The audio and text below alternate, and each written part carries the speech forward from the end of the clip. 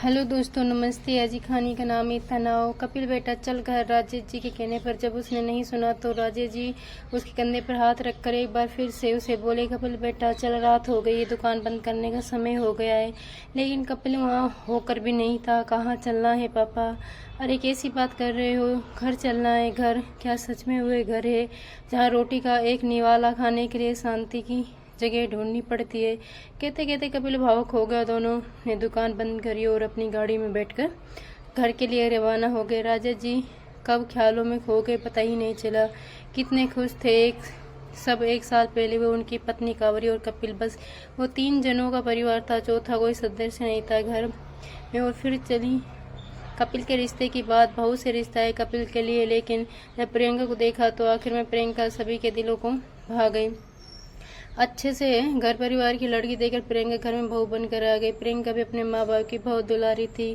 Cowrie जी घर में अकेली औरत थी, तो उसने सालों से केवल अकेले रहने की आदत थी उनको। जब बहू शादी होकर आई तो थोड़े दिन में दोनों आपस में आपसी सामंजस्य जैसे बना रहा। धीरे धीरे वे टूटता ही चला गया। छोटी छोटी बातों को लेकर दोनों में लड़ाई होने लगी। प्रियंका और कावरी जी को कुछ कहना पसंद नहीं आता था।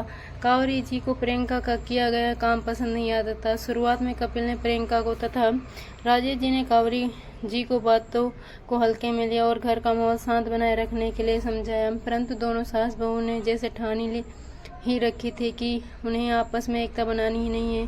थोड़े दिन पहले ही कपिल और प्रियंका की शादी की पहली वर्षगांठ थी। प्रियंका जहां चाहती थी कि वे दोस्तों को बुलाकर बाहर होटल में पार्टी करें, वहीं कावरी जी का मन था कि शादी की वर्षगांठ घर पर सुंदरकांड पाठ करवाए तथा मंदिर में प्रसाद करें। बस इतनी सी बात दोनों सास बहू में तनाव हो गया।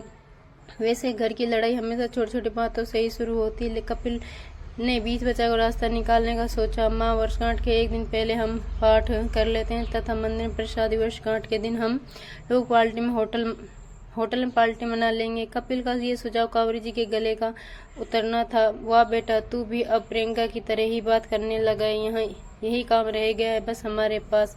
2 दिन तक वर्षगांठ ही मनाते रहें, बस कितना खर्च हो जाएगा इसमें तुम्हें पता भी है। तब राजेश जी ने कहा, ठीक है, पाठ अगले साल कर लेते हैं, इन बच्चों की मर्जी, वर्षगांठ मना जाने दो। लेकिन ये भी कावरी जी की रास नहीं आया। बच्चे इतने बड़े हो गए हैं कि अपने माँ बाप कितनी भी बात नहीं मान सकते। इधर कपिल ने प्रियंका को समझाने की कोशिश की, लेकिन प्रियंका कहाँ कम थी। मेरे असूल, मेरी जिंदगी, मेरी इच्छा, और भी न जाने क्या क्या दलीलें देकर शुरू हो गई। उल्टा प्रियंका कपिल से ही लड़ पड़ी। आखिरकार पार्टी होटल में ही मनी। उस दिन से घर का माहौल बहुत तनाव में रहने लगा। घर के झगड़े अब पड़ोसियों को भी पता लगने लगे। ना तो प्रियंका 2 मिनट शांति अपनी सास की बात सुनना चाहती थी और न ही कावरी जी अपना बड़प्पन दिखाकर बहू का मान सम्मान रखना चाहती थी। और इन दोनों की लड़ाई में अगर कोई पिस रहा था तो वो कपिल। सुबह उठते ही माँ की शिकायत और रात को कमरे में घुसते ही बीबी। अब तो वह घर में खाने को काटता, खाने का निवाला जैसे मुंह में डालना। पत्नी या माँ में से कोई न कोई उसकी शिकायत लेकर हाजिर हो जाती। आज सुबह भी रोटी को सही तरीके से बेलने के लिए टोक देने पर प्रियंका अपनी सास से गुस्सा हो गई। फिर रसोई में ही तू मैं शुरू हो गई। कपिल खाना बीच में ही छोड़कर दुकान चला गया। तभी गाड़ी रुकी और राजेश जी का ध्यान भंग हुआ। देखा तो घर आ चुका था। दोनों अपने घर में गुस्से तनाव की हवा भी घर में महसूस हो रही थी। राजेश जी ने माहौल को हल्का करते हुए कहा, अरे भाई, प्रियंका ने उसी दिन पिज्जा बनाया था। पापा जी, आप लोग हाथ मुंह धोकर आइए, मैं अभी पिज्जा लगा कर लाती हूँ। जैसे ही प्रियंका रसोई में घुसी, कावरी जी को पीछे पीछे चली दी और आलू मटर की सब्जी दोनों की थाली में परोसी। मम्मी जी, मैंने पिज्जा बनाया था, फिर सब्जी किस लिए रखी है? यहाँ बहुत मरी इन चीजों से तुम्हारा पेट भरता होगा। मेरा बेटा और मेरे पति ऐसी चीज खाने के आदि नहीं है। तो आप क्या कहना चाहती है कि मैंने अपनी मेहनत से करके पिज्जा बनाया और आप साथ में रोटी सब्जी भी बनाऊं? मेरी मेहनत का क्या फायदा? तभी तो तुम्हें कहती हूँ, घर में अपनी मर्जी से नहीं चलना है। जिसको जो चाहिए वो देने से तुम्हें बहुत जोर आता है। यह तो तुम्हारी जिम्मेदारी थी कि पिज्जा बनाने से पहले तुम्हें मुझसे पूछना चाहिए था। तुमने एक बार भी नहीं पूछा, इसलिए मैंने पीछे से आकर आलू मटर की सब्जी बना दी। मम्मी जी, ये घर मेरा भी है, इस घर में मेरा पूरा अधिकार है, कोई काम कैसे करना कैसे नहीं करना। बहू ये भी अच्छे से जानती हूँ, घर तुमसे पहले मेरा है, साल भर हुआ है तुम्हें इस घर में आए हुए, सालों में से इस घर की एक एक चीज मैंने अपने हाथों से संवारा है। इतनी जल्दी अपना अधिकार जमाने की कोशिश मत करो। और एक बार फिर दोनों में नोक झोंक शुरू हो गई। आज कपिल का दिल भर आया। सुबह भी ढंग से खाना नहीं खाकर गया और अब ऐसी ही लड़ाई देखकर उसका खाने का मन नहीं था।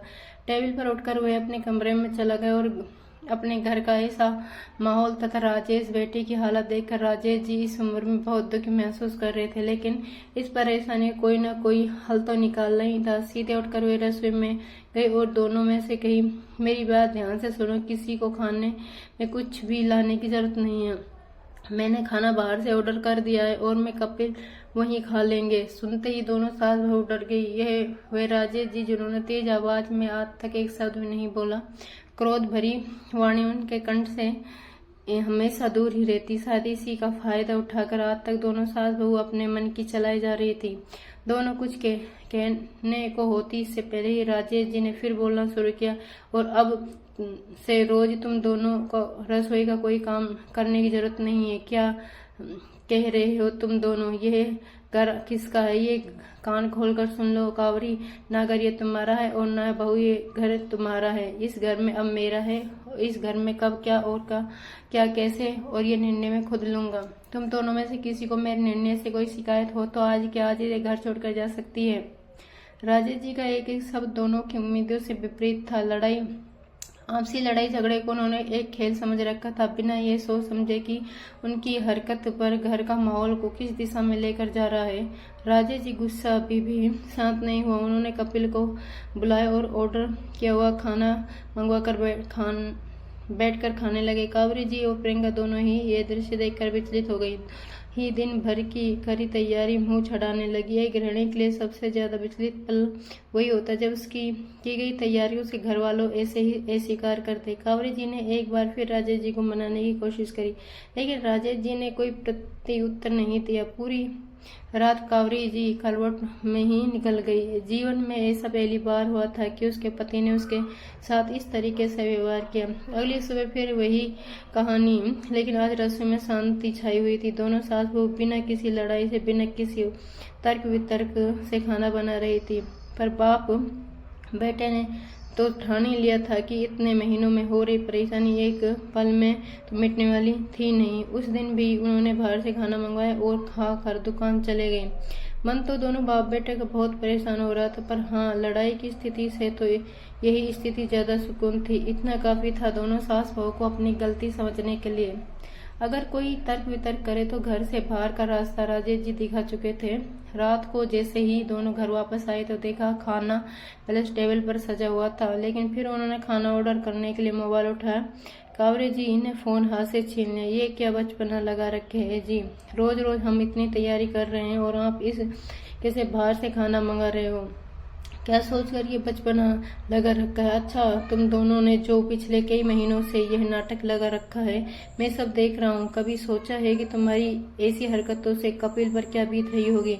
कमरे में जाओ और तो बहू चैन नहीं लेने देती, बाहर आओ तो माँ उसे खाने का निवाला तक मुंह से चैन से रखने नहीं देती। प्रियंका तो इस घर में नहीं है, लेकिन कावरी तुम्हें क्या हो गया है? जैसे कपिल तुम्हारा बेटा है वैसे ही प्रियंका तुम्हारी बेटी है। क्या हो गया है? अगर उसने कभी अपनी चला ली तो क्या हो गया? अगर रसोई में उसने अपनी पसंद की कोई चीज बना ली तो सास बनने का मतलब क्या ये है क्या कि बहू के ऊपर अपना हक ही चलाती रहो? और अगर बहू तुम्हारी नहीं सुनती तो फिर ऐसा तनाव भरा माहौल खड़ा कर दो। और प्रियंका, कहना तो तुम्हें नहीं चाहिए, पर क्या यही संस्कार लेकर आई हो तुम?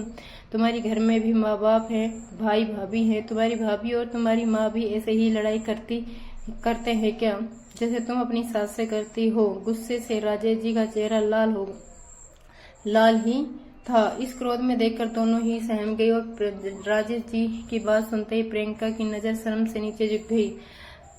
अपने पिता समान ससुर को ऐसे रूप में देखकर प्रियंका को बहुत दुख हो रहा था। नहीं पापा जी, आप ऐसा मत बोले, ये घर तो हम सबका है, ये मेरा या तेरा। घर की लड़ाई की कोई बात नहीं, आपका जो मन आप कह सकते हैं। इस तरीके से घर से निकालने, घर से जाने की बात मत करिए। मेरे माता पिता को ये सब बात पता लग गई तो मैं उन्हें क्या मुंह दिखाऊंगी। कहते कहते प्रियंका रोने लगी। कावरी जी को अपनी गलती का एहसास हो गया। नहीं जी नहीं, आप लोगों बिना ये परिवार ही क्या है। आप निश्चित होकर घर से रहिए। हमारा दायित्व बनता है कि आप लोगों को घर का खुशनुमा और अच्छा माहौल दे। एक माँ और पत्नी को भला कैसे चैन मिल सकता है कि उनकी आंखों के सामने उनके घर वाले यह मैदा की रोटियां और तेल में तेल रही सब्जियां खाएं। पता नहीं मुझे क्या हो गया, जरा जरा सी बात पर क्रोधित हो रही थी। यह घर किसी का नहीं हम सबका है। हम हमारी गलतियों के लिए माफ करिए। कहते कहते कावरी जी की आंखों में आंसू बहने लगे। अच्छा ठीक है फिर माँ, इसी बात पर आप जल्दी से खाना लगा दीजिए, पेट में चूहे दौड़ रहे हैं। कपिल अपनी आंखों में खुशी तथा उम्मीद के मिश्रित भाव लाते हुए बोला। दोनों सास बहू ने मिलकर खुशी खुशी सभी के लिए खाना लगाया। कावरी जी ने अपने हाथों से कपिल को गाजर का हलवा खिलाया। महीनों बाद आज घर का माहौल सुकून भरा तथा तनाव मुक्त था। सभी आपसी कड़वाहट भुलाकर नए रिश्तों को अपनपन का मौका दे रहे थे। अब करे भी क्या, जब सीधी घीसी उंगली से घी नहीं निकलता तो उंगली टेढ़ी करनी ही पड़ती। ये सोचकर राजेश जी को मुस्कुरा दी और ये देखकर कपिल भी हंस पड़ा।